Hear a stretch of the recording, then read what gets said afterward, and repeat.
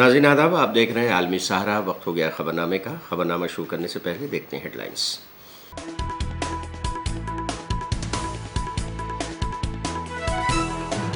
Hindenburg की हालिया report पर अपोजिशन का रविशंकर प्रसाद ने दिया जवाब। कहा, अपोजिशन और टूलकिट गिरोह ने रची है इंतशार की साजिश। आरजीकर मेडिकल कॉलेज और अस्पताल मामले में एहतजाज जारी। सीएम ममता बनर्जी ने कहा, सीबीआई को सौंपेंगे जांच।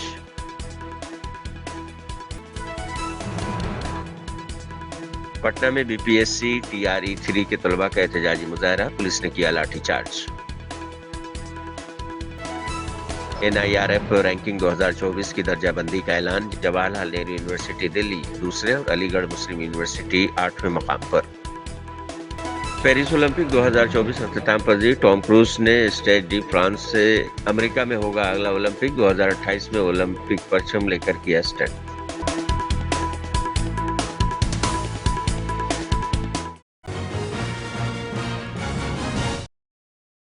हिंडनबर्ग रिसर्च की हालिया रिपोर्ट पर अपोजिशन बीजेपी पर हमलावर है, जिस पर बीजेपी के रुकन पार्लियामेंट रविशंकर प्रसाद ने कहा है कि हिंदुस्तान के लोगों के जरिए ठुकराए जाने के बाद कांग्रेस और उसके साथियों और टूलकिट ग्रुप ने मिलकर इंतशार पैदा करने की साजिश रची है। हिंडनबर्ग रिपोर्ट शनिचर को जारी हुई है। इतवार को हंगामा मचता है ताकि पीर को पूरे कैपिटल मार्केट को गैर मुस्तहकम किया जा सके। ये सेबी की कानूनी जिम्मेदारी है कि बाजार आसानी से चले। जब सेबी ने जुलाई में अपनी पूरी जांच मुकम्मल करने के बाद, जो कि सुप्रीम कोर्ट की निगरानी में की गई थी, हिंडनबर्ग के खिलाफ नोटिस जारी किया, तब अपने बचाव के हक में कोई जवाब दिए बगैर हमला किया है। ये बेबुनियाद हमला है। नमस्कार। Imagine you're watching a cricket match, international cricket match between India and Australia. And every single person who's watching the match and those playing the match know that the umpire is compromised. What would happen to the match? What would happen to the fairness of the match? What would happen to the outcomes? How would you feel as somebody who's participating in the match? This is exactly what is happening in the Indian stock market. Over the last few years, larger and larger numbers of people have been investing in India's stock market. They invest their hard-earned, honestly earned savings in the stock market. And it is my duty as leader of the opposition to bring to your notice that there is a significant risk in the Indian stock market because the institution that governs the stock market is compromised. Now I'm going to explain to you exactly how and why it is compromised. A very serious allegation against the Adani Group was illegal share ownership and price manipulation using offshore funds. It has now emerged that SEBI chairwoman Madhavi Puch and her husband had an interest in one of those funds. This is an explosive allegation because it alleges that the umpire herself is compromised. The savings of millions of Indians, hard-earned, honestly earned savings, are at risk. It is therefore imperative that this matter is investigated. Retail investors, honest investors, pensioners have three questions. The first, why has Chairperson Madhavi Puch not resigned? Second, God forbid something were to go wrong and investors were to lose their money. Who is responsible? Is the Prime Minister of India responsible? Is Madhavi Puch responsible? Or is Mr. Adani responsible? And finally, the Supreme Court has been looking at this matter. New allegations have emerged. Very serious, explosive allegations have emerged. Is the Supreme Court going to look at this matter suo motu again? Slowly becoming crystal clear why Prime Minister Modi is against a joint parliamentary committee looking into this matter. तो अब एक स्वतः सवाल उठता है कि क्या अडानी महाघोटाले की जांच इसलिए नहीं हो रही थी क्योंकि जिसको जांच करनी थी, इस रिपोर्ट के अनुसार, इस रिपोर्ट के मुताबिक वो कहीं ना कहीं उसमें संलग्न थी। उच्चतम न्यायालय बार बार निवेश की जानकारी मांगता था, सेबी बार बार इधर उधर बगले झांकता था।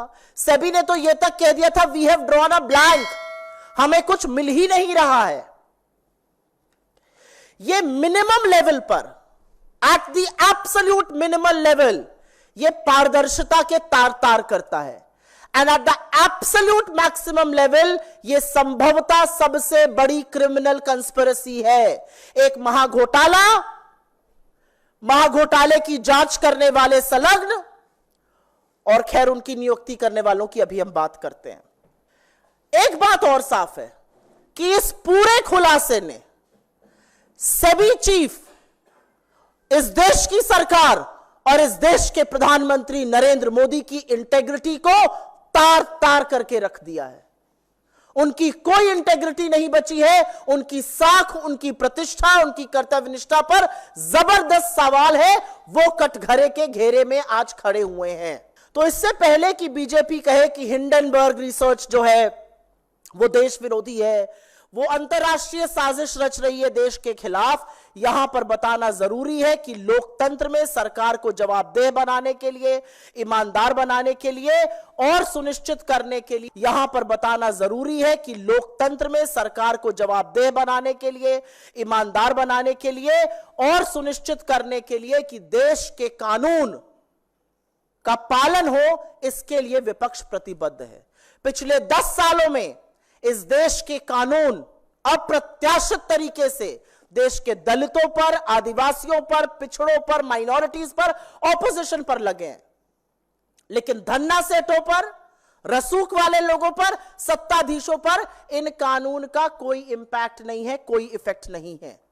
और इसलिए कुछ बहुत जरूरी सवाल है। सवाल सबसे पहले सेबी चीफ माधवी बुच जी से है। पहला सवाल यह है कि क्या आपने 2015 में ग्लोबल डेवलपमेंट अपॉर्चुनिटी फंड का हिस्सा बनकर आईपीई प्लस फंड 1 में निवेश किया था, जो गौतम अडानी के भाई विनोद अडानी से भी संबंधित है? दूसरा सवाल, जब आप सेबी की पूर्णकालिक सदस्य थी तो क्या आपने आईपीई प्लस में अपने निवेश को, अपनी शेयर होल्डिंग को सेबी के सामने उसका खुलासा किया था, उसका डिस्क्लोजर किया था या नहीं किया था? क्या आप यह बता पाएंगी कि अडानी एंटरप्राइजेज और उनके पूर्व निर्देशक Anil Ahuja IPE plus fund से किस तरह से संबंधित थे? उन्होंने आईआईएफएल के साथ इस फंड की स्थापना कैसे की थी? क्या आप यह बता पाएंगी कि जब आप सेबी की पूर्णकालिक निदेशक थी तो क्या आपने सिंगापुर में एगोरा पार्टनर्स या भारत में एगोरा पार्टनर्स में हिस्सेदारी, शेयर आपके थे या नहीं थे? क्या आपने इसका डिस्क्लोजर सेबी को किया था? क्या आपने इस शेयर होल्डिंग के माध्यम से पैसा कमाया है? क्या आपकी रेवेन्यू स्ट्रीम आई है? किन संस्थाओं ने इस कंसल्टिंग फर्म एगोरा को बिजनेस दिया? क्या आप ये बता सकती हैं? क्योंकि एक वक्त में आपके पास पूरा इसका स्वामित्व था रिपोर्ट के अनुसार। क्या आपने 2022 में एगोरा में अपना स्वामित्व, अपनी शेयर होल्डिंग अपने पति को ट्रांसफर की थी, जैसा कि यह रिपोर्ट कह रही है? वो कौन सी संस्थाएं हैं जो आज भी एगोरा को कंसल्टिंग फर्म, कंसल्टिंग का बिजनेस दे रही हैं? वो भारत की कौन सी कंपनीज है? क्योंकि सेबी चीफ रहते हुए यह डिस्क्लोजर करना भी जरूरी है। क्या आपने सेबी को सूचित किया था कि आपके पति ब्लैकस्टोन से अब संबंधित है, जो रीट्स में एक बहुत बड़ा खिलाड़ी है? आपने या सेबी के किसी समूह ने या सेबी की किसी मीटिंग ने ब्लैकस्टोन से अकेले, अडानी ग्रुप से अकेले या किसी ऐसी कंपनीज के साथ मीटिंग की है जिनका ब्लैकस्टोन और अडानी से लेना देना है? सुप्रीम कोर्ट को सेबी ने कहा हमारे हाथ कुछ नहीं लगा, वी ड्रू अ ब्लैंक। क्या आपने कोर्ट द्वारा स्थापित समिति और इस देश के सर्वोच्च कोर्ट को यह बताया था कि जिन फंडों की जांच आपको सौंपी गई है उनमें से कुछ तथाकथित तौर पर इस रिपोर्ट के मुताबिक वो फंड थे जिनमें आपकी हिस्सेदारी, आपकी शेयर होल्डिंग थी? क्या आपने इसका खुलासा सुप्रीम कोर्ट गठित समिति या खुद सुप्रीम कोर्ट के सामने किया था? और एक सबसे बड़ा सवाल, अगर ऐसा था, अगर आपकी शेयर होल्डिंग थी, और उनका स्टेटमेंट कहता है मेरी शेयर होल्डिंग थी जो मैंने ट्रांसफर कर दी थी, तो आपने अपने आप को इस जांच से क्यों नहीं रेक्यूज किया? Caesar's wife has to be above suspicion. आप कैसे उन फंड की जांच करती रही, अगर करती रही, जिनमें आपका कभी निवेश था, आपके पति उसे संलग्न है? यह कैसे हो सकता है? आपने अपने आप को इस जांच से अलग क्यों नहीं किया, अगर नहीं किया? और क्या इतने गंभीर आरोपों से घिरे रहने के बाद आप सेबी के पद पर, सेबी के सर्वोच्च पद पर, इस देश की शेयर मार्केट की रेगुलेटर बनी रह सकती हैं, या आपको तत्काल प्रभाव से बर्खास्त कर देना चाहिए? On behalf of the National Forum of the BJP, we would like to say with full sense of responsibility that after being rebuffed by the people of India, the Congress Party, its allies and its closest allies, the Toolkit Gang, have conspired together to usher in economic anarchy and instability in India. देश में आर्थिक अराजकता और आर्थिक अस्थिरता। स्वाभाविक है, Hindenburg is again at the same game. ये रिपोर्ट शनिवार को रिलीज होती है, रविवार को हल्ला मचता है ताकि सोमवार को पूरे कैपिटल मार्केट को अस्थिर कर दिया जाए। थोड़ा इसके बैकग्राउंड को समझना जरूरी है। भारत की अर्थव्यवस्था बहुत तेज गति से बढ़ रही है, इस पर चर्चा हम लोग कर चुके हैं। क्या वर्ल्ड बैंक, क्या मूडीज, क्या अदर्स, सबों ने भारत की ग्रोथ रेट को बहुत अप्रिशिएट किया है। भारत में one of the highest global FII, FDI आए हैं। भारत में इंस्टीट्यूशनल इन्वेस्टर भी हैं, छोटे इन्वेस्टर भी हैं, जो अपने इन्वेस्टमेंट के रिटर्न से बहुत खुश हैं। India is a safe, stable and promising market in the shares as well. SEBI का काम क्या है? सेबी को उसकी कानूनी जिम्मेवारी है कि ये मार्केट ठीक चले।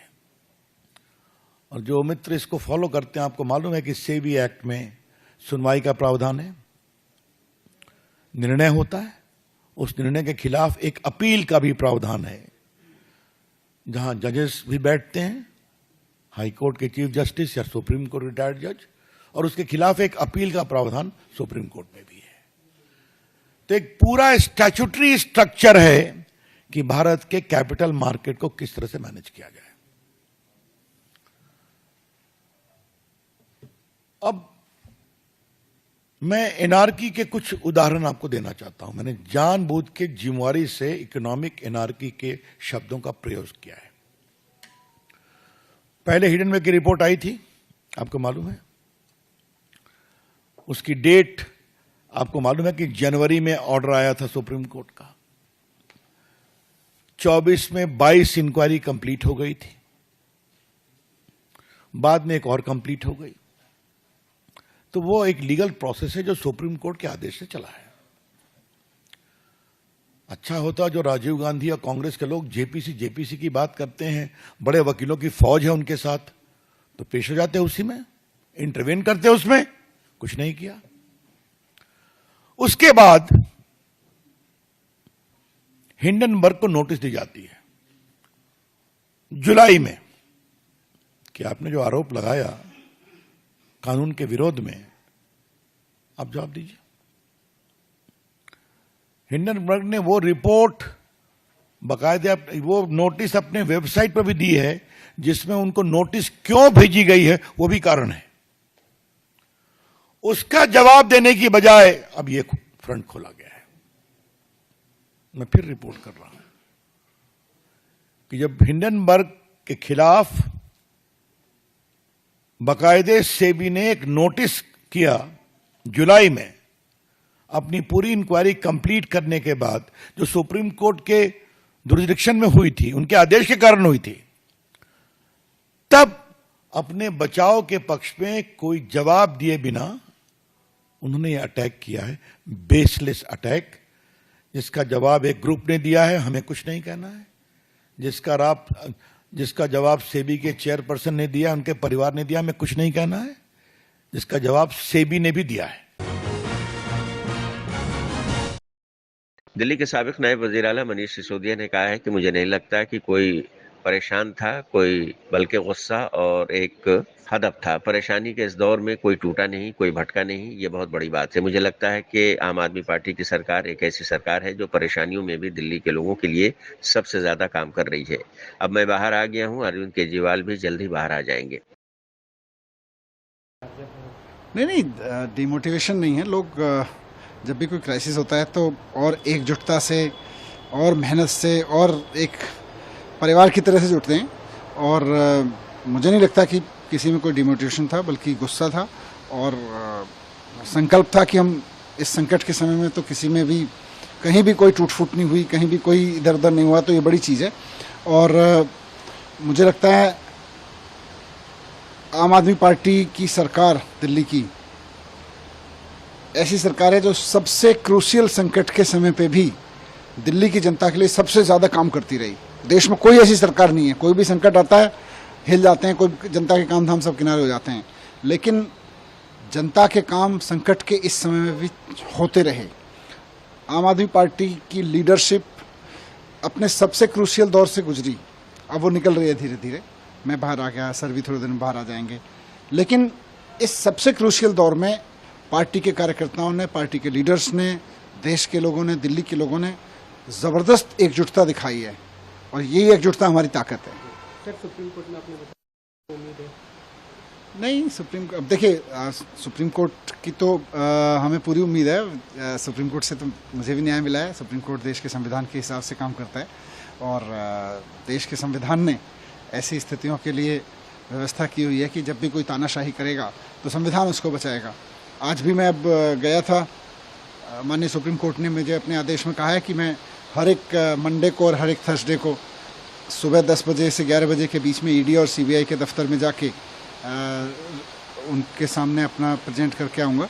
तो मैं आज सुबह सीबीआई के दफ्तर गया पहले, उसके बाद मैं ईडी के ऑफिस गया, दोनों के आईओज़ के सामने मैं मिल के आया। इनका पैसा डूब जाएगा। जम्मू कश्मीर असेंबली इंतखाबात के हवाले से हलचल तेज हो गई है। नेशनल कॉन्फ्रेंस के सदर फारूक अब्दुल्ला ने कहा है कि जितनी हमने तैयारियां हो सकती हैं हम कर रहे हैं। जैसे ही इलेक्शन का ऐलान हो जाएगा हम अपना इंतखाबी मंशूर लोगों के सामने लाएंगे और बताएंगे कि हम क्या क्या करने वाले हैं। मैं तो पहले राहुल गांधी को मुबारक करता हूं कि उन्होंने एक बहुत बड़ा मुद्दा देश के सामने रख दिया है। सिबी में लोगों के पैसे हैं, शेयर मार्केट, और हिंडनबर्ग ने अमेरिका से एक खबर पहुंचाई है कि ये शेयर मार्केट गिरने वाला है, और इस पे सिबी की जो चेयरमैन है और उनके खावंद और अडानी जी इसमें मुलविस हैं, और इसमें बहुत जल्दी ये गिर जाएगा, इनका पैसा डूब जाएगा। और इसलिए उन्हें गुजारिश की है, जैसे पहले इलेक्शन कमीशन ने, इनसे सुप्रीम कोर्ट ने पहले भी सो मोटो इसको उठाया है, वो गुजारिश करते हैं क्योंकि ये देश का मामला है कि वो सो मोटो इसको उठाएं, कि देश के सामने ये बात आए और सरकार इसको क्लियर करे। इसमें भी कोई शक नहीं है। वो कहते हैं कि जो सिबी की चेयरमैन है उनको रिजाइन करना चाहिए, और मैं तो ये भी जानता हूँ कि हिंडनबर्ग ने उसको फोन भी किया था कि तुम कब रिजाइन कर रहे हो। और साहब, अब आगे इलेक्शन आने वाला है तो कैसी तैयारियां, क्या आपको जो है? देखिए, मैं समझता हूँ जितनी हमसे तैयारी हो सकती है हम लोग कर रहे हैं, बाकी अल्लाह तक है। हमने लोगों के सामने अपना मसवदा लाना है, जो इलेक्शन मैनिफेस्टो है, जो ये ऐलान हो जाएगा तो हम लोग वो मैनिफेस्टो लोगों के सामने लाएंगे, और मुझे उम्मीद है लोग उसको पढ़ेंगे और देखेंगे अगर अल्लाह ने हमें हुकूमत दी हम क्या क्या करने वाले हैं यहाँ के लोगों के लिए। और साहब, आज बड़ा अनफॉर्चुनेट इंसिडेंट हुआ बिहार में, जिसमें स्टैम्प पैड एक मंदिर में हुआ और उसमें 7 कीमती जानें जो चली गई। कहाँ पे? बिहार का हादसा सर, जहाँ स्टैम्प पैड हुआ। देखिए, ध्यानपुर ये पहली दफा नहीं है। इससे पहले भी आप देखेंगे वो एक शख्स जो गॉड आर्मी बन गया था और वहाँ लाखों औरतें मर्द गए थे और स्टैम्पीड हुआ, कितने लोग मर गए ये आपको याद है? यानी इससे ज्यादा मर गए। अफसोस तो इस बात का है, सरकारी हुकूमत का ये जिम्मेवारी है। ऐसे यहाँ हो रहा है, यात्रा चल रही है, हर कोई सुविधा में मौजूद है। अमरनाथ की यात्रा है, हर कोई सुविधा मौजूद है। वहां की हुकूमत को भी अब ये करना चाहिए कि लोगों को इन खतरात से निजात दे। प्लान करके मंदिर में घुसे, प्लान करके मंदिर से निकले। वो तो भगवान को याद करने गए, मौत के फरिश्तों को याद करने नहीं गए। अब कितने जितने वो मर गए होंगे, उनके घरों में कितनी मातम होगी, क्या हाल होगा उनका। अगर कमाने वाले ही गुजर गया तो वो गिर गए। ये अफसोस की बात है। हरियाणा के वजीर आला नायब सिंह सैनी ने हर घर हर गृहिणी योजना पोर्टल लॉन्च किया है। इस मौके पर नायब सिंह सैनी ने कहा है कि आज हर घर हर गृहिणी योजना पोर्टल लॉन्च किया गया है। इस पोर्टल के साथ जरूरतमंद कुनबों को 500 रुपए में गैस सिलेंडर देने का जो ऐलान किया गया है उसे नाफिज किया जाएगा। हरियाणा के तकरीबन 50 लाख बीपीएल खानदानों को 500 रुपए में गैस सिलेंडर मुहैया कराए जाएंगे। बहुत ही खुशी का दिन है कि हर घर हर गृहिणी पोर्टल लॉन्च किया गया है। इस पोर्टल के साथ ही हमने जींद की पावन धरा से हरियाली तीज के अवसर पर जो घोषणा अंत्योदय परिवारों को 500 रुपए में गैस सिलेंडर प्रदान करने की थी, उस घोषणा का क्रियान्वयन हो सकेगा। देश के यशस्वी प्रधानमंत्री नरेंद्र मोदी के नेतृत्व में हमारी हरियाणा की डबल इंजन सरकार का यह लक्ष्य है कि हम गरीब, अंत्योदय, पंक्ति में खड़े अंतिम व्यक्ति के जीवन को ज्यादा से ज्यादा सुलभ बनाया जा सके। इसी कड़ी में इस पोर्टल के तहत हरियाणा प्रदेश के 50 लाख के करीब बीपीएल परिवारों को 500 रुपए में गैस का सिलेंडर मुहैया कराया जाएगा। बिहार की राजधानी पटना में बीपीएससी TRE 3 के तलबा ने मुख्तलिफ मुतालबात की हिमायत में एहतजाजी मुजाहरा किया है। इस दौरान मुजाहिरीन और पुलिस के बीच बहस और धक्का मुक्की हुई, जिसके बाद पुलिस ने तलबा पर लाठीचार्ज किया। दिलीप कुमार ने बताया है कि हमारी मांग है कि बीपीएससी TRE 3 में 1 कैंडिडेट 1 रिजल्ट नाफिज हो, रिजल्ट से पहले काउंसलिंग हो, बेल्ट्रॉन को कोई जिम्मेदारी न दी जाए। ये नाइंसाफी हो रही है और ये जमहूरियत का कत्ल है। क्या जमहूरियत में तलबा अपनी बात नहीं रख सकते? तलबा तहरीक को क्यों कुचला जा रहा है?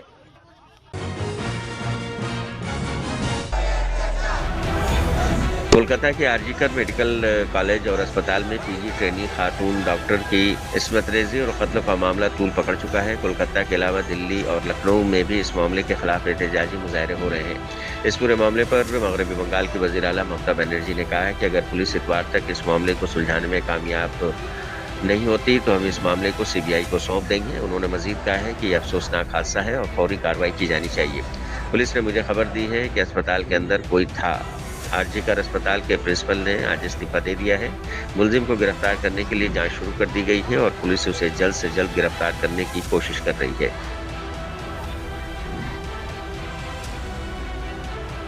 देखिए, जो घटना हुई है बहुत ही ज्यादा निंदनीय है।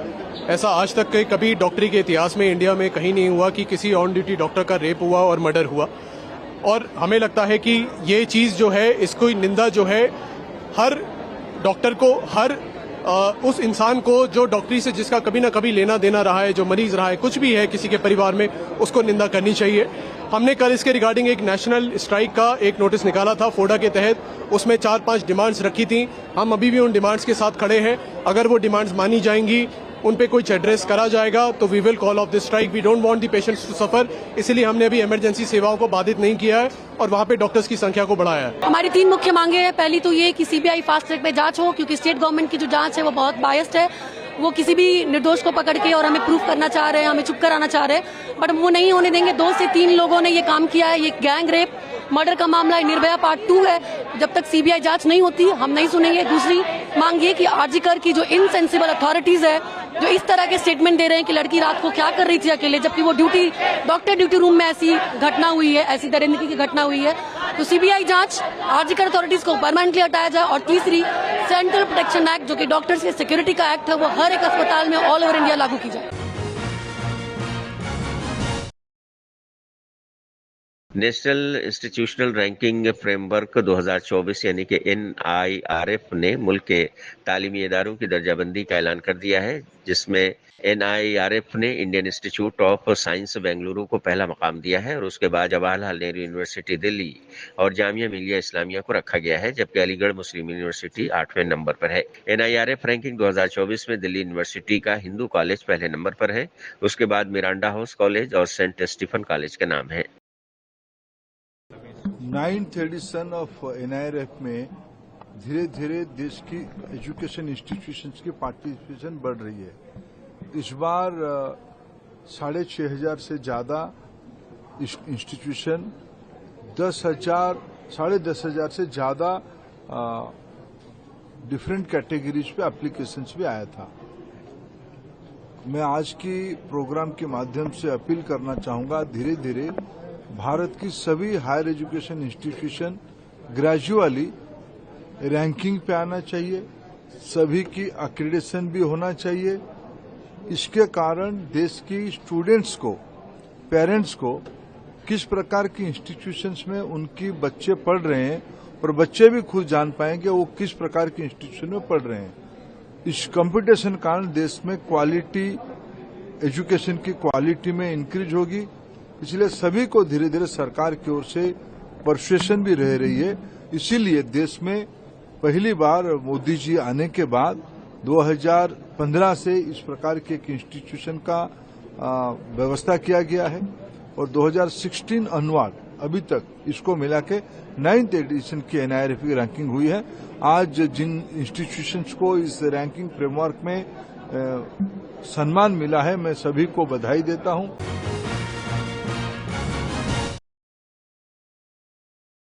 पेरिस ओलंपिक खेल इतवार और पीर के दरमियानी रात को अख्ताम पजीर हो गए। रंगारंग तकरीबात में पेरिस ओलंपिक 2024 की कमेटी के सदर टोनी स्टॉन्गवेट ने अपनी तकरीर में कहा कि ये ओलंपिक गेम्स का अख्ताम नहीं है, ये सिर्फ इफ्तिताही तकरीब का अख्ताम है और आराम का वक्त है, लेकिन खेल जारी रहेगा। टॉम क्रूज ने स्टेड डी फ्रांस से लॉस एंजलिस में ओलंपिक परचम लेकर स्टंट किया।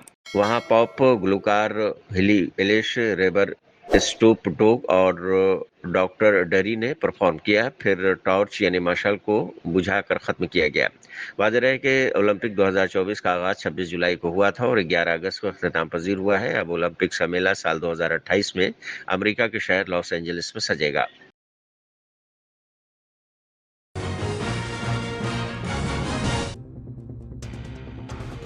फिलिस्तीनी अवाम पर इसराइल के मजालिम जारी हैं। जंगज़दा गजा के जुनूब मगरबी इलाके में 75,000 से ज़्यादा अफराद बेघर हो गए हैं। दर बदर फिरते मजलूम अवाम महफूज पनाहगाह की तलाश में हैं, लेकिन बाशिंदों के पास सर छुपाने की कोई जगह नहीं है और फिजाई हमले भी मुस्तकिल किए जा रहे हैं। शिमाली गजा के इलाके शेख रजवान में एक मकान पर बमबारी की वीडियो देखी जा सकती है। इसराइली हमले में एक शहरी हलाक और दीगर जख्मी हुए हैं।